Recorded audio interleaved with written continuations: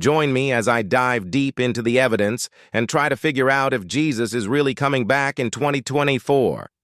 The return of Jesus Christ is a pivotal event in Christian belief, marking the end of the world as we know it and the beginning of a new era of salvation and redemption.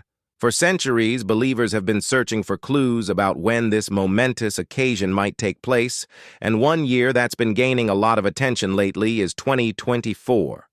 But what makes 2024 so special?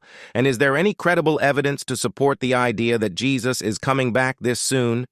The Bible is full of scriptures that hint at Jesus' return, but interpreting them can be a challenge. Some point to the book of Revelation, which describes a series of catastrophic events that will precede the second coming. Others focus on the book of Daniel, which contains cryptic prophecies about the end times.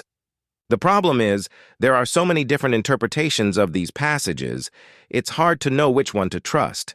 Take, for example, the concept of a 7-year tribulation period, which some believe will begin shortly before Jesus' return. But what does this period really entail, and how can we know when it started?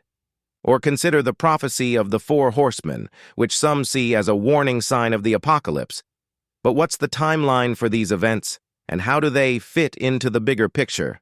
Then there's the issue of the rapture, which some Christians believe will occur before the tribulation period, while others think it will happen afterwards.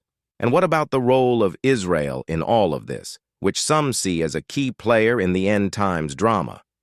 With so many conflicting views, it's no wonder there's confusion about when Jesus might return. When it comes to evidence for Jesus' return in 2024, there are some intriguing signs and portents out there. For one thing, there's the presence of certain celestial events like the blood moon tetrad, which some believe is a harbinger of the apocalypse.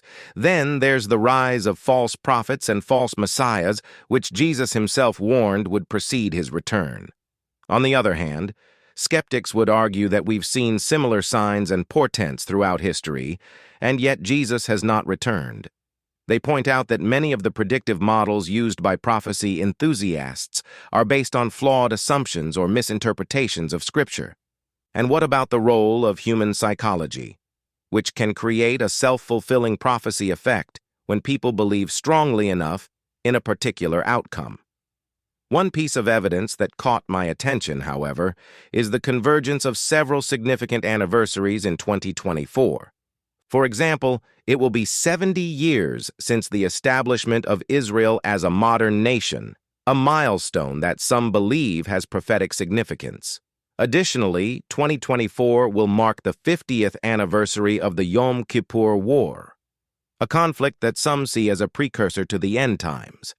And finally, 2024 is exactly 2,000 years after the predicted return of Jesus, according to some ancient prophecies.